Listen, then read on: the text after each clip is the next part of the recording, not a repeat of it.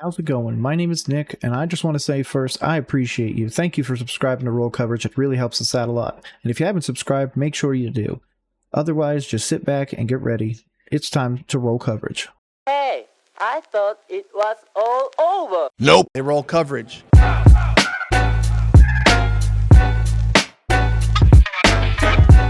Here we go. It is finally time.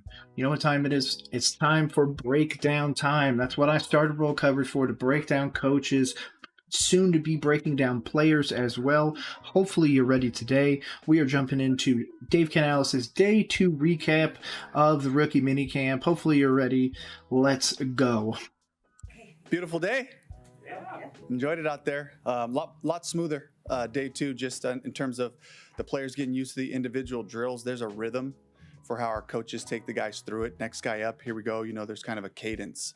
Everything's on a clock. So I thought there was a lot better understanding today of what we were looking for. Offensively, you know, just kind of adding wrinkles with the cadence, you know, just working through those issues as a group. You know, kind of saw some of that happening. And then I couldn't pull myself away from the just the rush group down there with Coach Wash. You know, they were getting after it pretty good. So, and some big men moving. So it was excited to see them. So just in case this is your first time here with a roll coverage breakdown, I pause it. I sometimes might rewind it, but I'm just here trying to see exactly what the coaches are giving us. Sometimes they come out there, they give us a very prepared, very nice tight collar response to things. And then other times we see those little social cues, those little facial cues, those little things that you'll see that will kind of differentiate what they were really thinking. Now, obviously, Dave Canales is coming into a really interesting situation. We obviously are coming off of a 2-win season for my Carolina Panthers, the post-Frank Reich, Chris Tabor era. Tepper obviously has been going through his own stuff in the offseason, from throwing ice on somebody to taking a hat off of another local business owner in Charlotte. And then obviously, if you're looking above me right now, you're seeing the draft class. We're obviously post-draft as well. So there's a lot of stuff kind of coming together. Bryce is finally starting to understand the scheme, really understanding where they're going to go with this. Tempo seems to also be a large focus for Dave. That's something that he's been bringing up in all of his press conferences. So that's going to be something we're going to kind of listen for today. Is he kind of giving away anything regarding that tempo? It sounds like it's going to be more up-tempo. It does sound like we're going to establish the run game a little bit, but I do think that's a little smoke and mirrors. Again, my prediction is that Bryce will end up with about 35 to 39 average attempts per game. So, is there a guy who you kind of model your communication with players and coaches from, like, during your coaching career? Is there like a guy that you said, this guy just like eloquently explains stuff and I want to kind of follow the way his process is when explaining a procedure or a play? Yeah, I mean, I don't want to leave any of my bosses out. Start at the beginning. You know, I had Jeremy Bates in 2010 as our offensive coordinator, Daryl Bevel after that, then Brian Schottenheimer, and then Shane Waldron. All had a little bit different styles, but man, Schottenheimer and Waldron are some interesting names to come from his background. So all of them cared about the same things: the details, the alignment, being able to slow things down, start it over to get exactly what we're looking for. And of course, just Pete. You know, Coach Carroll was, you know, his style. Man, I'm not going to lie. If David Tepper really wants to win, why haven't we called up Pete and at least been like, hey, come over and be like an assistant for us. Come over and be an advisor for us. You know, we got Dave here. Can you help us, really take Dave to another level? I mean, it's something to think about. And again, if you haven't checked out my 9-part Dave Canales series that I put out a month before anybody even had Dave Canales on their radar, make sure you check it out in the description. I put a lot of love into that. I think Dave is going to have a great future. Hopefully it's with our Carolina Panthers, but regardless, I think that offensive mindset is going to continue for a while, and it's really going to benefit him. Was there was such immediate feedback. You know, that's kind of as I'm floating around the field looking for the coaches to have that immediate feedback. You can coach something within 30 seconds of that last snap before the next one gets going. So immediate feedback, there's that window where the brain is so receptive of what just happened. So really trying to capture those things, and then coaching what we're looking for, not coaching what not to do. That's our style as a coaching staff, and that's the approach that I've always taken with my players, is to say, do this as opposed to, hey, don't do that. So there's a difference in the language there. And then really cool for Carl Smith, affectionately known as Tater, one of my mentors for sure. He's Tracy Smith, our special teams coach's dad, and has been in the league for a long time. And I spent probably the most time one-on-one in position groups with him over the years. So it's a really proud moment to have him come. I can't wait to talk to him to see what he saw at practice. And that's really the metric for me, is the people I know well, that know what I'm trying to get done. Did it come to life today? So I can't wait to talk to him. You spent some time talking to Kate. That's awesome. Hopefully we bring in more of those people. Hopefully he has a lot more people to bounce stuff off of. One of the things that I didn't cover, because we didn't do his first press conference, this is the second day press conference in the recap of the 2 days. His first press conference, one of the things that he said is, actually, forget it. I'm just going to play it. Go for it, Dave. We keep it high level, and we try not to overdo a million formations. We'll get to that, right? We'll have a lot of variety, and that's the way we attack teams, with our formations and personnels. But right now it's very high level. I want them to just have heard it, and I know that they may not get it the first time they go through it, but we'll have all of phase 3 with OTAs to do that. We'll have kind of like a final exam for the spring, if you will, in minicamp. And then we'll start back over in training camp and be able to go through it twice. So yeah, that's an interesting one. I think that obviously gives us some ability to know that Bryce is not only going to go through it once, he's going to go through it twice. Jatavian Sanders, Michael Barrett, Trevin Wallace, all these guys are going to go through it twice. So I think that's going to help out with the development. If it doesn't, we're going to know who's really struggling and why really quickly. So I think that's going to be another really great indicator of where the draft class is before the season really even kicks off. Out there. Yeah. Notice, having a former head coach on your staff, how does that help you?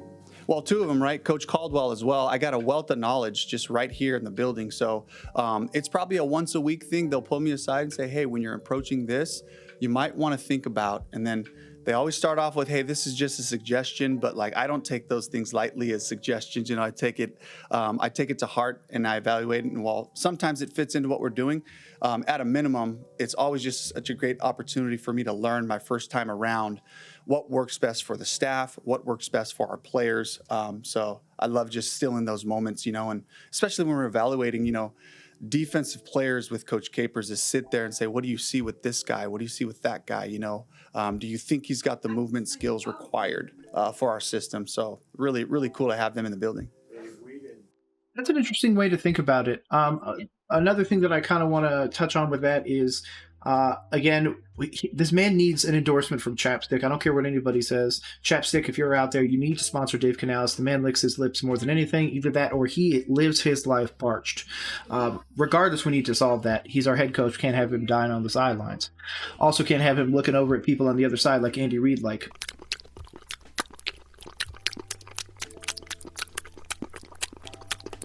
I think that's gonna send the wrong signal. But regardless, I love that he's asking other head coaches about stuff. I like that he's staying open. Obviously, that leads into a little bit of influence being able to be peddled because he is such a new, impressionable head coach. But that's going to be something that Dave has to figure out. That's not going to be anything that we can coach him on, that we can really push him to do better. It's going to be things that he really has to figure out. People that are giving him good, bad, or indifferent information.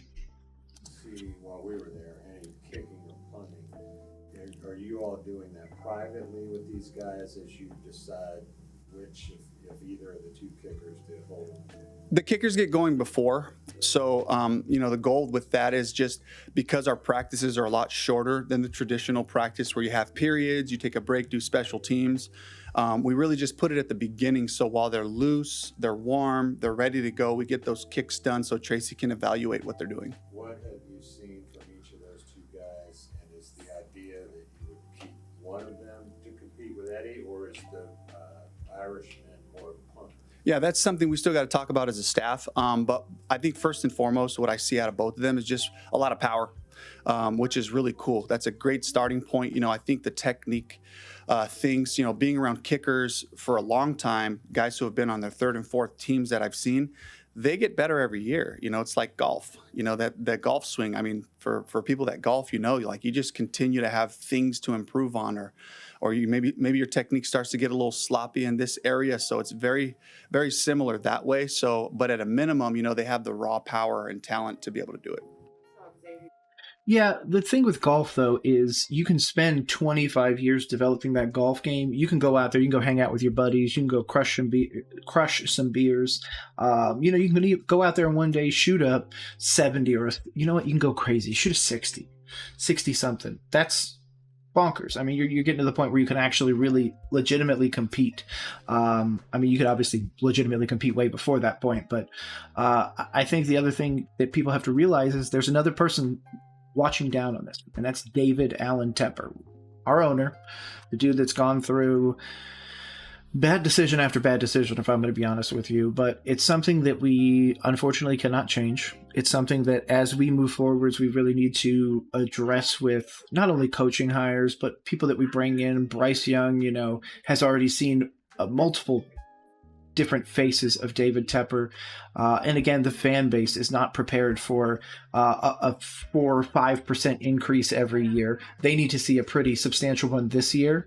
But obviously, I think the bar's set at a pretty good rate. I think Keep Purring Ben put out a perfect one that I ended up agreeing with after some time. Took me a little bit to digest it, but I think that as long as the team is improving, as long as Bryce is developing and moving forwards, as long as he eclipses 3,000 yards, 15 touchdowns, I mean, that's progress. It just might not be the progress that the fan base wants. So that's going to be a hard give and take in that scenario.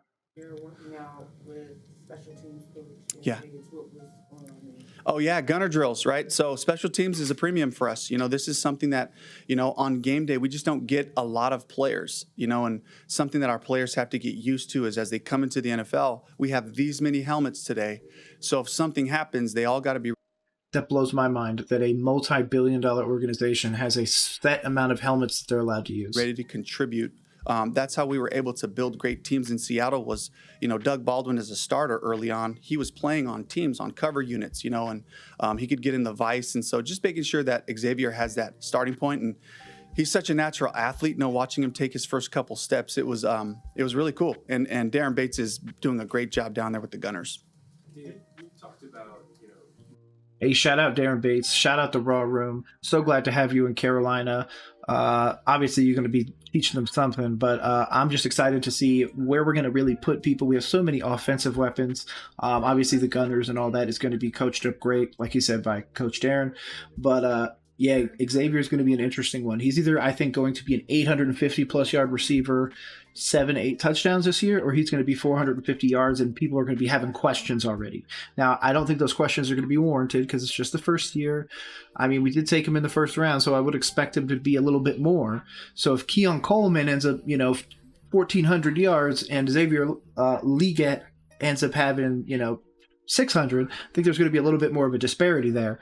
But as long as he's, kind of close to everybody else in the class, I think it's going to be okay. It's going to take time for him to develop. Obviously, he only really had one crazy year in college, but we're bringing in a lot of offensive pieces. We're really putting our foot forwards with the offensive side of the ball. So that was just a no-brainer at the time, for them at least. not subscribing to the whole XYZ wide receiver thing. Mhm. But from Sanders' standpoint, given his background, do you view him as more of like an F or like a bigger slot, or how do you think he fits into this puzzle? Before he even answers, I would personally say yes. Sanders is going to be an interesting one. I think we're going to end up using Sanders double tight end sets with Sanders more as a receiver, a bigger slot or somebody like that, with Tremble or Thomas in blocking. So.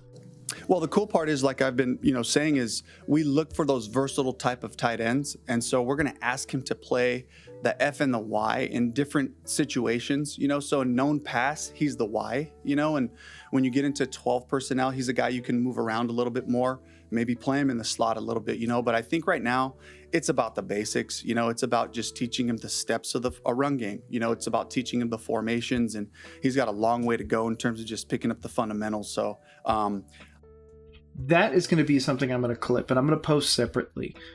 He emphasized that. Let's go back real quick. That's a hard emphasis when he's talking about that. Listen. Teaching him the formations, and he's got a long way to go in terms of just picking up the fundamentals. So he really looked the camera down. He's like, he's got a real Let's go back. I'm gonna make sure that you see that right there. Watch that. Watch. He looks, stares the camera dead down, and it's just like you ever seen your grandparents where they pull their glasses down and they look over them?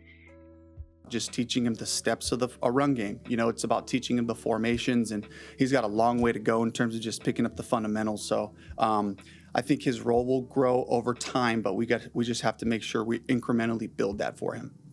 Hey, Coach, any sleepers? I noticed you had a pretty emotional response to McClendon on one of his drills. Yeah, well, so the cool part is Steve McClendon's his cousin, and Steve was with us as an intern coach in Tampa last year. Got to spend some time with him, so just kind of watching him, just seeing what he's been working on, and have an opportunity to kind of maybe pick Steve's brain about things. But as far as sleepers go, I really don't want to start throwing names out there because as guys come and go, it's kind of to our advantage not to have the whole league. Okay, the one that I'm going to say is the one that a lot of people are going to say. Coker. Okay, Coker could be really interesting. I think he could be a better version of Amir Smith-Marset. I know I'm going to upset all of Panthers Twitter by saying that, but I think Coker could really replace that position, ship ISM out, and then really kind of get Coker a little bit more involved in that. But it just kind of depends on the depth at wide receiver. Again, I hope he makes the team, but I understand if he doesn't. He's probably going to make the team someplace else. Know and see what we see in these guys. Happy belated birthday to you. Were you able to? What was your first birthday like in Charlotte? Oh, it was great. So I went to Tampa. My wife and kids, they'll be up here soon. But we had a nice weekend there, and then got back into town. And Jessica Beckinson. Man, so his first birthday, he spent it in Tampa, our rival. He spent it there. I don't love that. And she's my assistant, and she just kind of. She had some really nice treats in the building, and for me, I think the highlight of my birthday was just having the staff, all the guys, just kind of coming around, saying happy birthday, being able to work with people that I really enjoy. Again, why have we not brought in Pete Carroll? Why have we not brought in Pete Carroll to work with this man? If Pete Carroll taught him everything, he needs to be in the building now, continuing to develop Dave long term. That's my thoughts. Couple of cupcakes, but it's just my wheelhouse is peanut butter and chocolate and key lime, so that's what the cupcakes were, and they disappeared pretty quick. So Yeah, you made an analogy about golf. Are you a golfer? But I'm not gonna lie, peanut butter, chocolate, and key lime are my top three when it comes to favorites. So god damn it, Dave, you're winning me over just a little bit with that. No, not really. I felt like with Wells Fargo happening right now, was able to hear from Jim Nantz last night, talking about Quail Hollow and the lineup and all that. So just kind of in the spirit and the mood of the season. James, at the owners' meetings, you had mentioned maybe a veteran quarterback in that number 3 spot. Yeah. And then, we saw you sign the Louisville kid. Yeah. What are you thinking now? Is your thinking changed? Yeah, what we always like to do is to add people, especially guys that have some kind of exposure to our system.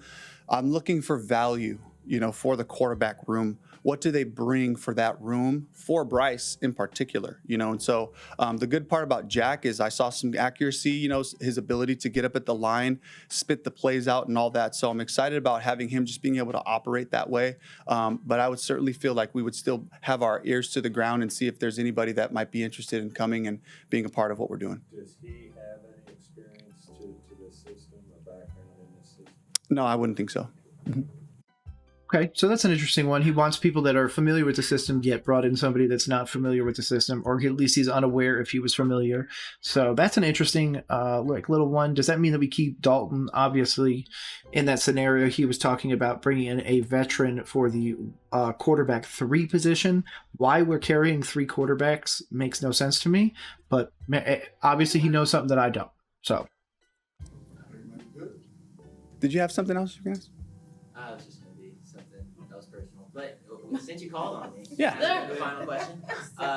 You talked a lot about, you mentioned, I wasn't here yesterday, but you mentioned Jalen and his intangibles. Yeah. Talk about Jalen Coker.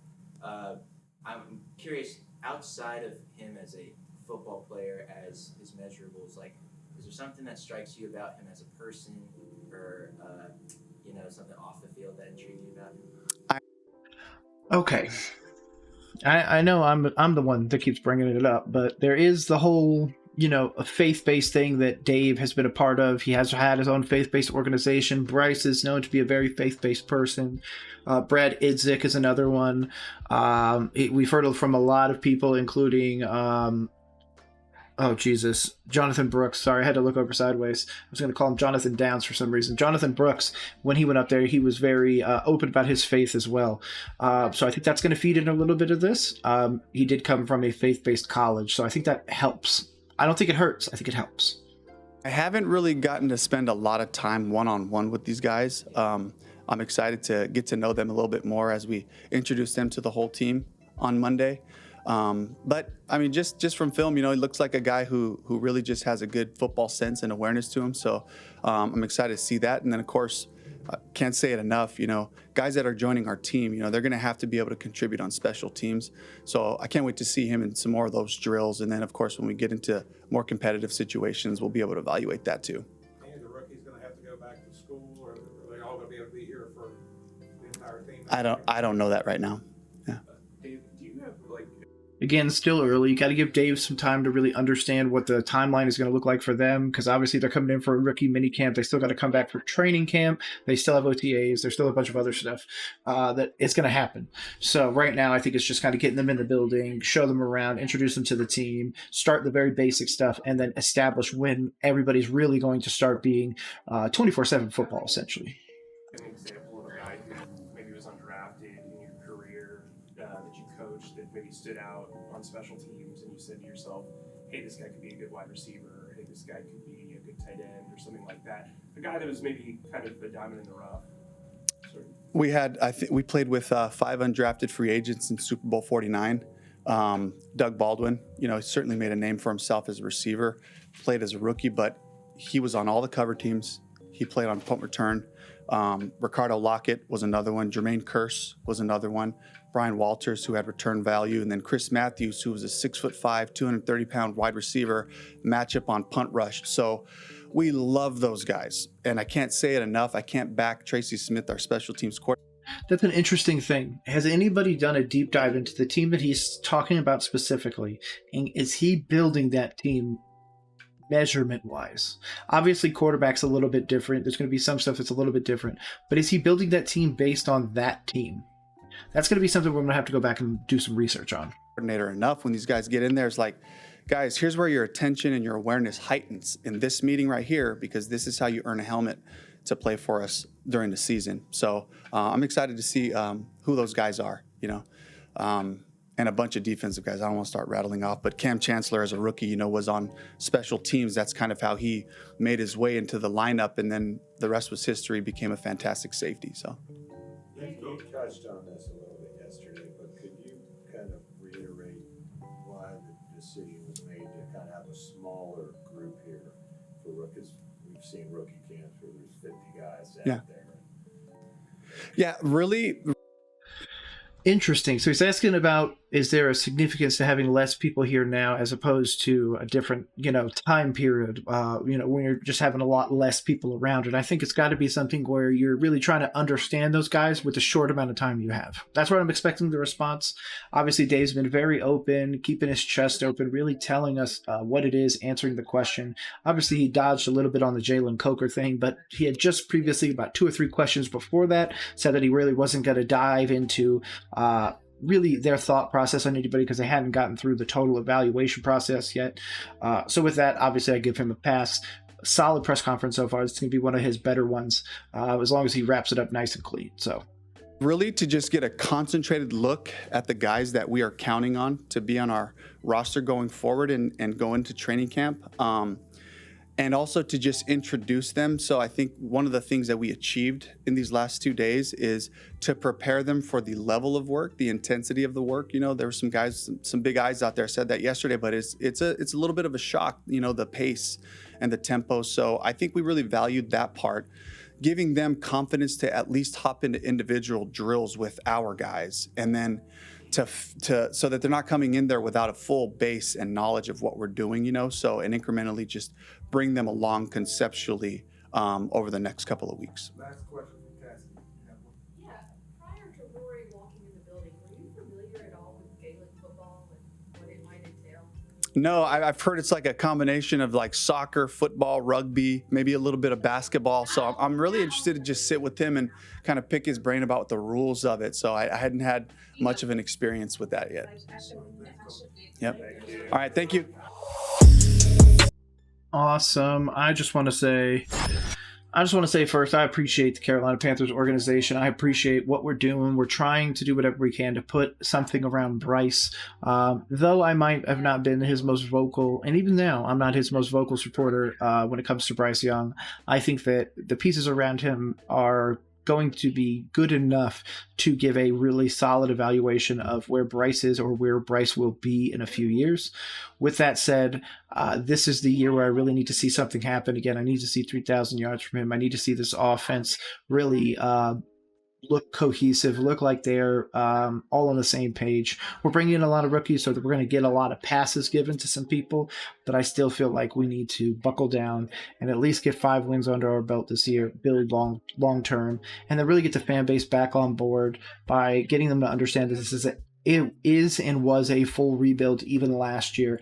I think they should just pretty much dump everything on Scott Fitterer, and they've pretty much dumped everything on Reich at this point. So I think it's something that we just need to be done with it. We just need to move forwards. We need to see if Bryce is it, and if it's not, we need to figure out what our next step is. So regardless, if you enjoyed this, hopefully you enjoyed this grade of A-. Obviously, it wasn't anything too crazy. No fireworks in this press conference. Again, saw the little thing with Jatavian Sanders. So there's something there. We just don't know what it is yet. So hopefully we can find it out soon. Hopefully you come by and check out more of these breakdowns, reactions, and more right here on Roll Coverage with me, your host, Nick. Have a great day. Peace.